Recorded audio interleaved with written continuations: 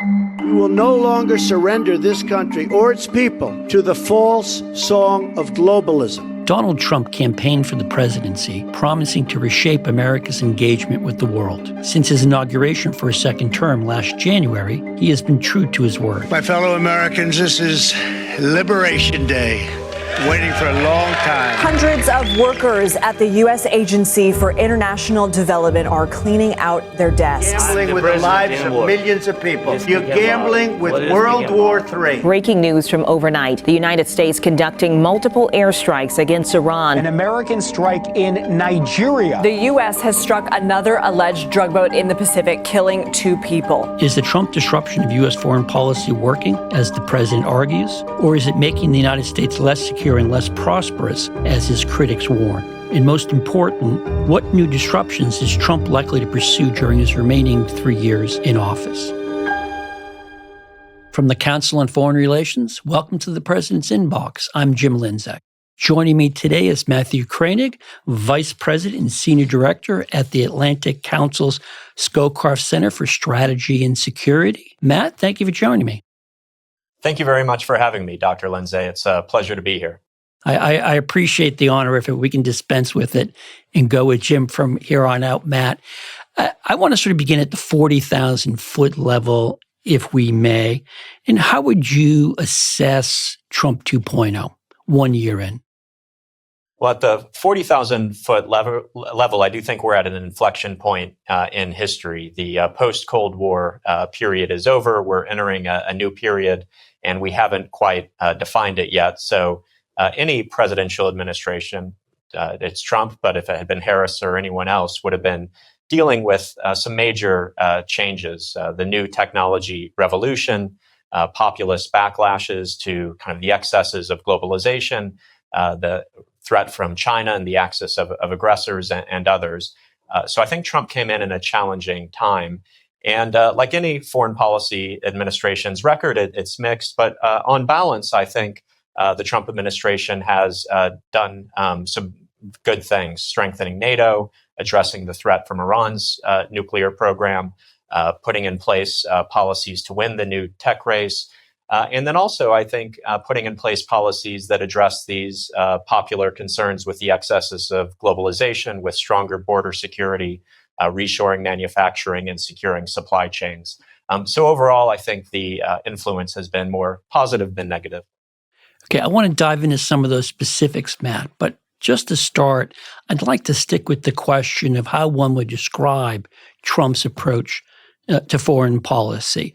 Media coverage of Donald Trump during the campaign typically portrayed him as an isolationist who was looking to avoid U.S. military operations overseas. That seemed to be part of the appeal to MAGA voters. But over the last 12 months, Donald Trump has used military force in Nigeria. He's used it against Iran. Most famously, earlier this month, he used it in Venezuela. Has Trump's thinking about military force changed during his second tour in the Oval Office, or did we have Trump wrong all the time? I see more consistency across Trump 1 and the Trump 2 administrations. And I think a lot of the critics and outside analysts who referred to him as an isolationist misread him. So he has this doctrine of peace through strength. And I think both of those pieces are important. I think Trump is proud of his role as a peacemaker. He's talked about the 8.25 peace agreements he's negotiated in this second term. And he's also talked with a lot of pride about how he was the only president who didn't have a major war erupt on his watch in recent decades. So I think the peace is important, but it's peace through strength, not peace through surrender. He's also very proud about building up the military, building up nuclear forces. And we saw in both the Trump 1 and Trump 2 his willingness to use military force in short, sharp, decisive ways. So the killing of Soleimani in the first term, enforcing the red line on Syria's chemical weapons use, the strikes against Iran's nuclear program, and now the raid against Maduro. I think what he is skeptical of is kind of long, drawn-out military campaigns with no clear end in sight, like Iraq, Afghanistan, and Ukraine. But I do think that again, short, sharp, decisive uses of force are kind of consistent with this peace through strength mantra and Trump's vision of America's role in the world. And certainly it's been the case, Matt, that all the uses of military force so far have been against overmatched opponents. We're not talking about the use of military force against other great powers. You mentioned Venezuela. I want to dig down a little bit on that. You were vocal in urging Trump to remove Maduro from office. Are you surprised that Trump has stopped at leadership change and hasn't moved on to regime change? Initially, I was surprised, like everyone else, when Trump expressed skepticism on the Democratic opposition and on Machado, the Nobel Peace Prize winner. But I think over the past week or so, we have seen the contours of a plan emerge. And I do think it makes sense. And in a way, it's a reaction to the mistakes of Iraq and Afghanistan. And I think two of the mistakes in Iraq and Afghanistan were, one, a military intervention without a clear strategy. Going in and getting out quickly might have worked. Turning Iraq and Afghanistan into the next Germany and Japan and staying forever might have worked. Instead, the United States was half in and half out for 20 years. We essentially settled on the one strategy that didn't work. And so I think the Venezuela plan is trying to correct for that, and getting in, getting out militarily. I don't see future military operations likely. And then second mistake from Iraq and Afghanistan, I think, was overpromising on democracy and human rights and kind of smashing the existing state structures without a good plan for what comes next. And so I think the administration is downplaying expectations on democracy and human rights. And Rubio has laid out this 3-part plan of first stabilization, second recovery, and third transition. So there is a vision toward moving to democracy, but doing it gradually and cautiously. Let me ask you about that, Matt, because there seems to be an element in the Trump administration's approach that's essentially equivalent to trying to drive a car from the back seat. The idea, as I understand it, is you put pressure on the incumbent regime in Venezuela to do the things that Washington wants it to do, the threat being either the additional use of military force or to squeeze Venezuela's main source of funds, which is the export of oil. But at the end of the day, members of the regime have a vested interest in making sure the regime doesn't get replaced by democracy. How do you see this working out? Are there any historical examples we can turn to where this sort of trying to control things remotely actually works the way the administration seems to intend?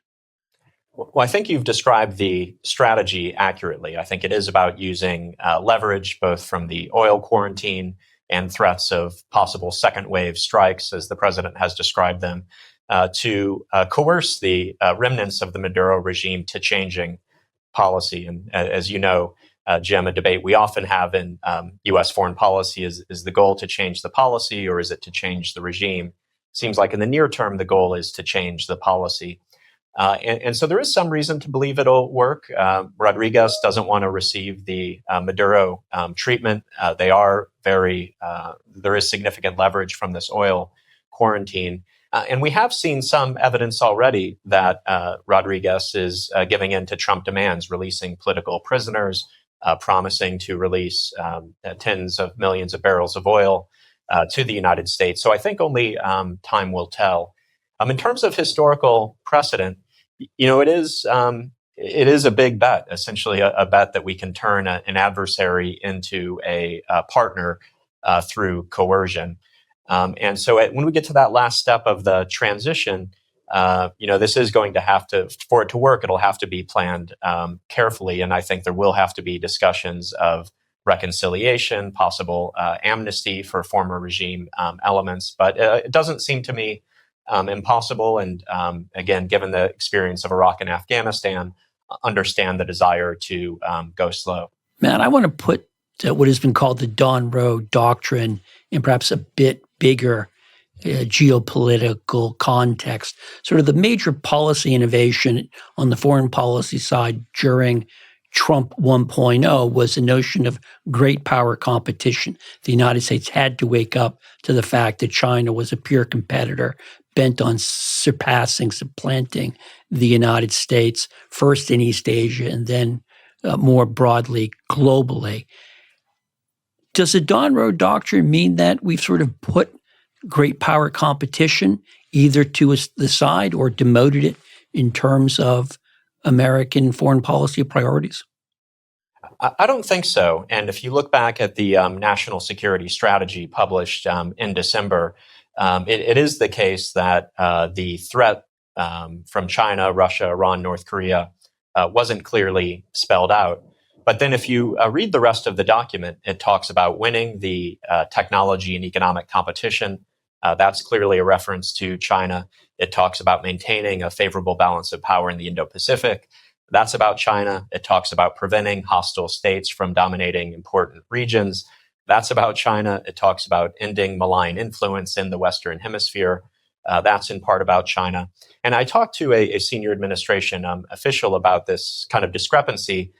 And he invoked Teddy Roosevelt of speaking quietly but carrying a big stick, and kind of criticized some past U.S. government efforts, and maybe best exemplified by Nancy Pelosi's visit to Taiwan, of doing symbolic stuff, poking the eye of China without backing it up. And he said the focus here is on building the hard power to compete, but not having this rhetoric calling out China as a threat.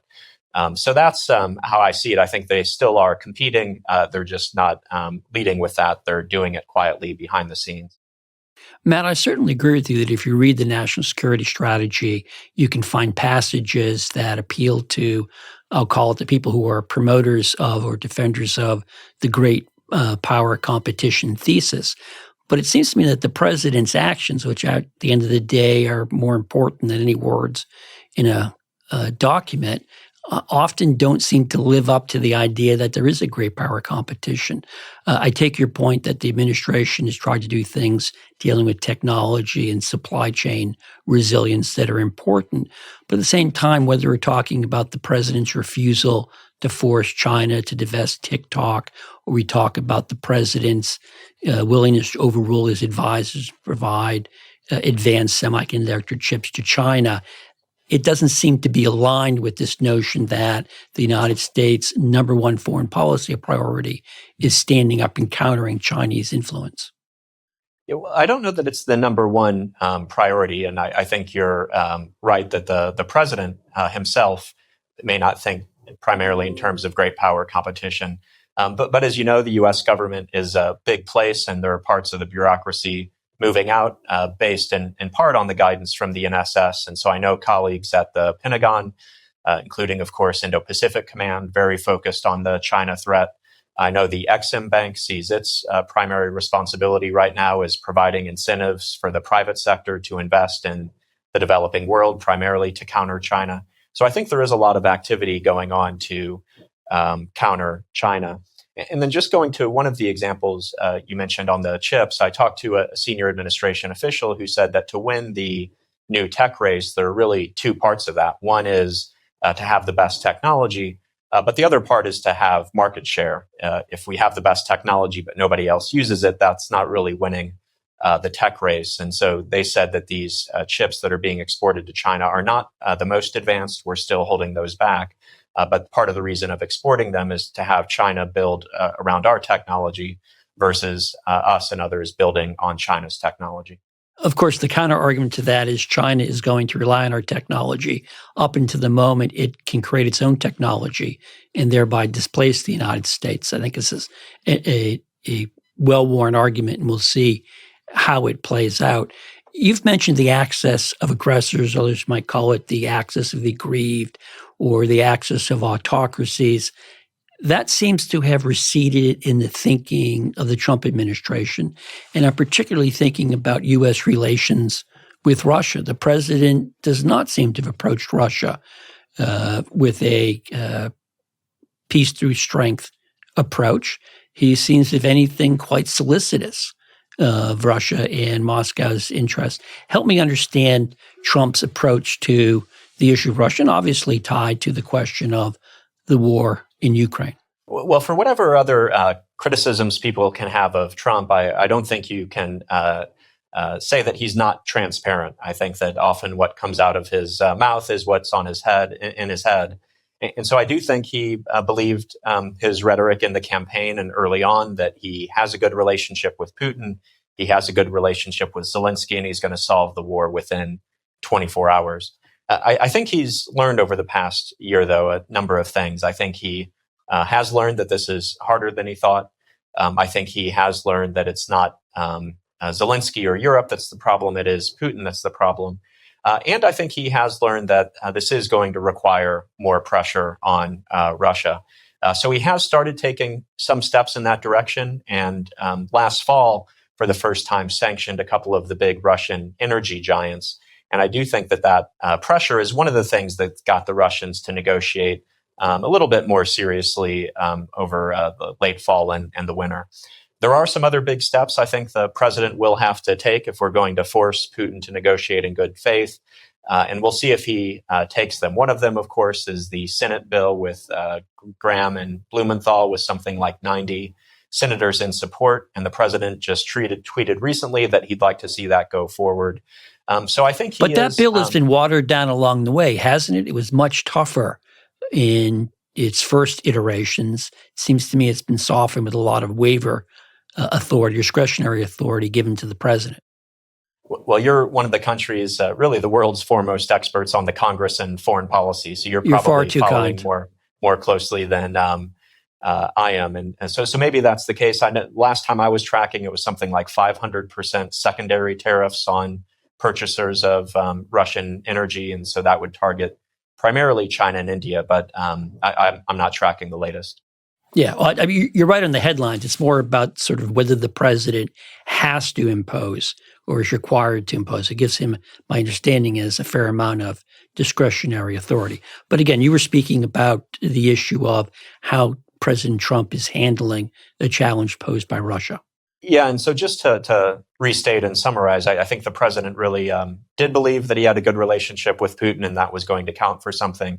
I think he's realizing now that Putin is the one obstructing his goals in Ukraine, and a tougher approach is going to be necessary. And if I could just reflect on the first Trump administration, because this was something that was somewhat puzzling to me too, is that Trump was unwilling to criticize Putin publicly. But then behind the scenes, his administration actually had a pretty tough policy toward Russia. He approved lethal aid to Ukraine for the first time, something the Obama administration wasn't willing to do. They killed a bunch of Russian mercenaries in Syria, built 2 new low-yield nuclear weapons precisely to deter Russia. So there always has been this kind of disconnect between the rhetoric and the policies when it comes to great power competition with Trump. I'm curious, Matt, you have been a proponent of taking a stronger line in dealing with the challenge posed by Russia, particularly in terms of the war in Ukraine. I think your philosophy is peace through strength, and you would argue the United States has certain military capabilities that it could do more to impress upon the Russians. In particular, I think you've spoken of redeploying nuclear weapons to Poland, as well as adding more non-strategic nuclear weapons to the U.S. arsenal in Europe. The president hasn't gone down that road yet. Do you see any signs that this administration might do that? Yeah, and so just to start where the full-scale invasion started in 2022, I think it is one of the interesting counterfactuals of history. What if the United States had provided Ukraine with everything they needed from the beginning? Could Ukraine have won decisively on the battlefield? We'll never know the answer to that. You're not suggesting provide them with nuclear weapons? No. Okay, so I want to be clear. Because and we published a strategy paper at the Atlantic Council that essentially said to give Ukraine all the conventional weapons they need with the goal of winning on the battlefield. But that's not the approach the Biden administration took. As you know, they were against tanks before they were for them. They were against providing aircraft before they were for it, and so on. And so now the reality is that the line of contact has barely moved. And it does seem like the best that we can do is negotiate some kind of ceasefire along the current lines that secures a kind of West Ukraine in the West, and then work over time diplomatically or other ways to try to regain the rest of Ukraine, even as we, in the meantime, acknowledge a de facto Russian control of eastern Ukraine. But the problem with that is it seems that Putin thinks that he's winning, and it's hard for us to believe because it's at such high cost and such a slow pace. But it seems like he's still not willing to negotiate. And so to change that, you are going to have to increase the pressure on Putin. And I think there are a lot of ways you can do that economically, but also militarily, as you pointed out. What if President Trump tweeted tomorrow that we're going to redeploy U.S. non-strategic nuclear weapons in Europe from sites in Western Europe to Eastern Europe? And given that it's Trump and he's so unpredictable, he could even tweet, we're going to give Ukraine nuclear weapons. I think that is the kind of thing that could pressure Putin to come to the table. He respects nuclear weapons. So far, the president hasn't been willing to go that far. But as I mentioned, he is, I think, inching in the right direction, including with the sanctions against the Russian energy giants, agreeing to provide American military aid to Ukraine paid for by Europe, something he wasn't willing to do at the beginning of the administration. So we're moving in the right direction, just too slowly, in my opinion. I would imagine, though, if President Trump took some of the steps you just alluded to, that would create a very different sort of dynamic in Europe and a different set of criticisms of what the president was up to in the threats it posed to Europe. Maybe that's really a good place to segue and talk about Europe. Again, if you look at American foreign policy over the 80 years since the end of World War II, the transatlantic alliance was the foundation of American power and American global leadership. I think if President Trump were here, he would say, I helped revitalize the transatlantic relationship by persuading NATO members to pledge 5% of their GDP to defense, even though technically only 3.5% goes directly to military spending. The rest is for things that might support these countries' military. At the same time, however, I think it's safe to say, based on my conversations with European officials, that President Trump's seeming sympathy for Putin, his talk about Europe's civilizational erasure, and his threats to take Greenland from NATO partner Denmark have raised very strong concerns on the other side of the Atlantic that we are witnessing the fracturing and end of the transatlantic alliance. How do you assess Trump's actions in the context of that debate? Is this tough love that's going to leave us better off, or is this something that really does risk breaking one of the fundamental pillars of American foreign policy? I think I don't think we'll break the pillar, but I think both of those things are happening simultaneously. We are strengthening the transatlantic alliance, even as there are increased doubts in Europe about America's future commitments. And so, just first, I think getting the defense spending increase at the NATO summit was a huge success. 3.5% is what NATO officials estimate is needed to provide the capabilities needed for NATO's new regional plans.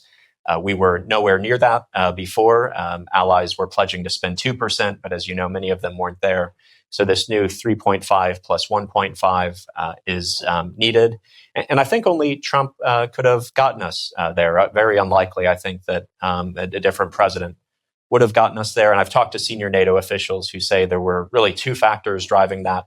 One was the threat from Putin, but one was the need to satisfy the Americans and satisfy Trump.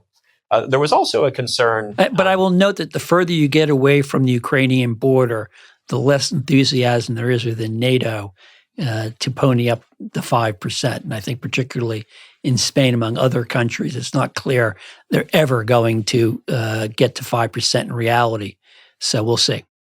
That's a good point. There's a geographic divide within Europe. And then I'd also point out, like in Washington, there's a divide often between ministries of defense and finance ministries and elected politicians and publics. My sense is that the ministries of defense in many of these countries are much more supportive of the defense spending increases than maybe publics or finance ministries are. But overall, I think that's a good thing. And then, this fear that Trump is going to pull out of NATO. I was at the NATO summit, and at Trump's press conference, it was almost sweet. He was talking about how NATO is not a ripoff. These are people who just love their countries. So the fear that Trump is going to pull out of NATO, I think, has subsided to the people I talk to. The big fear now is Greenland, and how can a U.S. president be threatening that military options are on the table for Greenland? And it is causing a lot of worry in Europe. The way I make sense of it is part of Trump's negotiating style, as he writes about in The Art of the Deal. When he wants 10, he asks for 100. So I don't think that he's serious about using military force against Greenland. It seems like it's building leverage for a negotiation.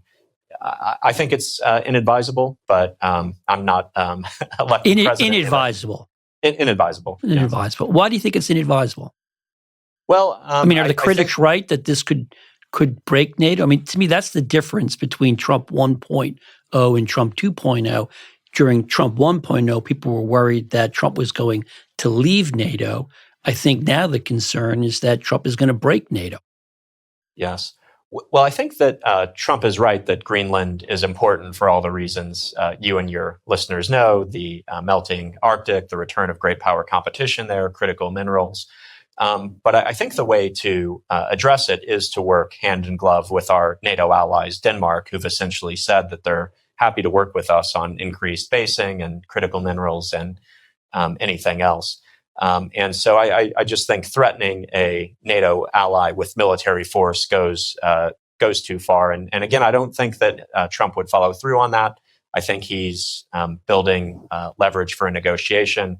Marco Rubio apparently told members of Congress that really what he wants to do is buy Greenland. So maybe that's what this is about. But I think for so long, the United States over the past 80 years has tried to persuade our allies and persuade adversaries that we would be willing to fight wars on behalf of allies. And so going so far as to threaten them militarily, I think potentially undermines that. I think NATO's been through a lot, though, over the years.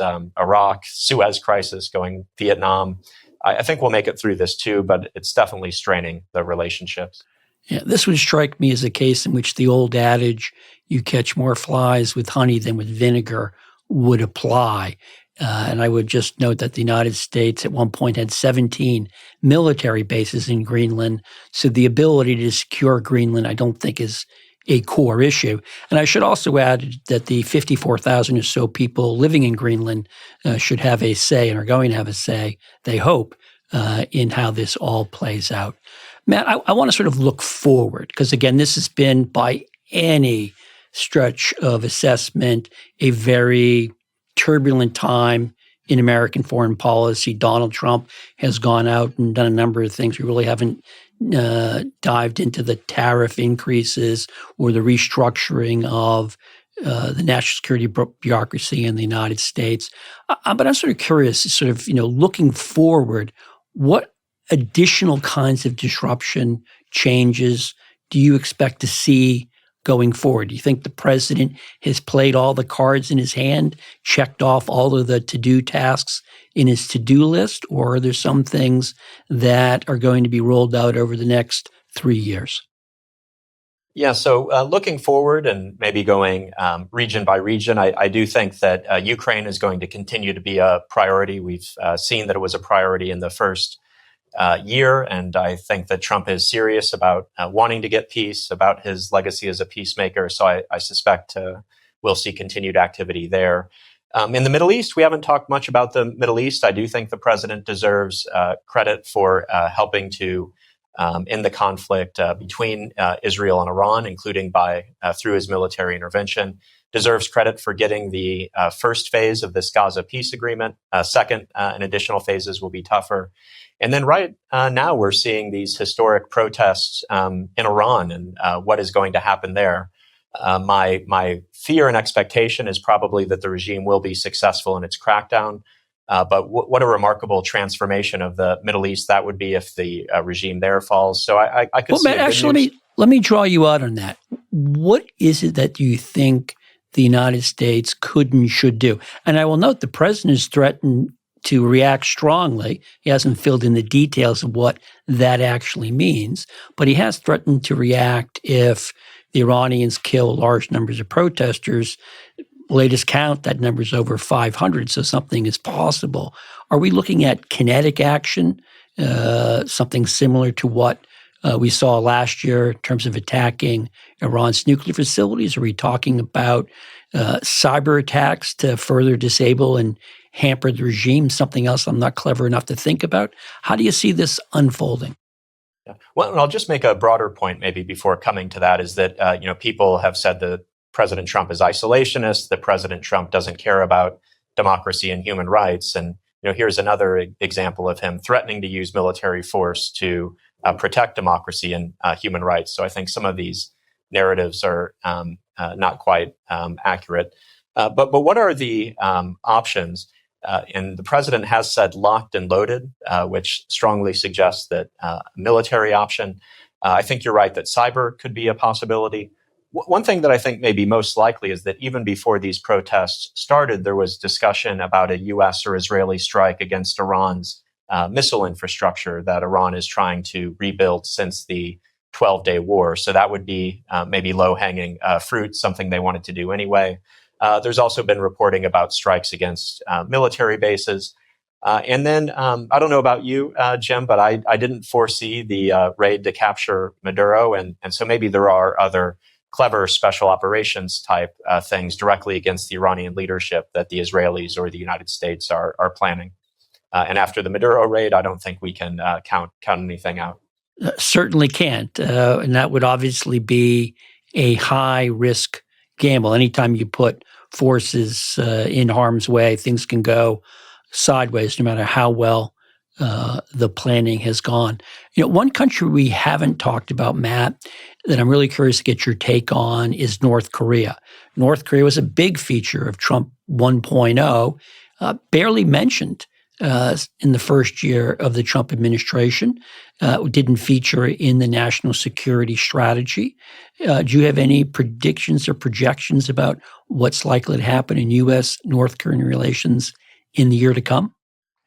Well, you're right. This was the major issue in Trump's first year of his first term. You'll remember threats of fire and fury and the high-profile summits in Singapore and Hanoi. And I think the president really thought he could get a deal with Kim Jong-un, realized it was going to be too difficult, and decided to walk away and essentially put it on the back burner. And there's essentially been a bipartisan approach to the issue. The Biden administration didn't make North Korea a top priority either. And you're right, hasn't been a priority in the first year of Trump 2, wasn't even mentioned in the national security strategy. So, it's possible it'll just stay on the back burner. I was talking to a Trump administration official who predicted that it will make an appearance in the second term, that given that the president loves negotiations, loves deals, that there may be an attempt to try to get some kind of negotiations going with the North Koreans. It's going to be very hard, as we've seen over the past 20 years. But I guess I'd predict that there will be some kind of an attempt to negotiate. Matt, I want to close by coming back to the Western Hemisphere and to the question of the ramifications of the Maduro raid. The president, when he has spoken about the raid, has made it very clear that his anger about drug production is not limited to Venezuela. He's had some angry exchanges with Colombia. He's had some very pleasant exchanges with Claudia Sheinbaum, the president of Mexico, but he has also said that the drug cartels and not President Sheinbaum are in control of Mexico. So there have been threats of using U.S. military force in Mexico against the drug cartels. Do you think that's likely? And perhaps even more important, do you think that would be wise? Well, and expanding on the question a little bit, people have said, is the Maduro action a new precedent? And will we see this coming to Colombia, Mexico, Cuba, or elsewhere? My analysis is that Venezuela, in a way, was the low-hanging fruit. Maduro was an illegitimate leader. The country was so badly mismanaged. He'd been an anti-American dictator for so long. That's kind of the easiest place to justify. And he wasn't popular with other leaders in Latin America. That's right, or with his own people. As you and the listeners know, he lost an election. 70% of Venezuelans voted for his opponent, and he remained in power anyway. And so I guess I see Mexico and Colombia in a different category. These are legitimately elected democratic leaders. They've been, Colombia in particular, but also Mexico, pretty close security and economic partners with the United States over the years. Trump, as you point out, does seem to have a good relationship with Sheinbaum. He and Petro have exchanged some words, but they reportedly had a phone call recently where they patched things up. So harder for me to see either of those resulting in military action. Cuba is the one place where I do think we could see the Venezuela model repeated, because it has a lot of the same characteristics. It's been an anti-American dictatorship for some time. They're mismanaging the country. And I'll just quote the Secretary of State, who said that if he were in Havana in government, he'd be at least a little bit concerned. Though I suspect the administration also might wait to see if the cutting off of economic support from Venezuela is going to do the task of toppling the regime in Havana without the United States having to do anything at all. On that note, I'll close up this episode of The President's Inbox. My guest has been Matthew Koenig, Vice President and Senior Director at the Atlantic Council Scowcroft Center for Strategy and Security. Matt, thank you very much for joining me. Thanks, Jim. It was a pleasure to be here. Today's episode was produced by Justin Schuster with Director of Video Jeremy Sherlick and Director of Podcasting Gabrielle Sierra. Our recording engineer was Brian Mendivez. Production assistance was provided by Oscar Berry and Kalia Haddock.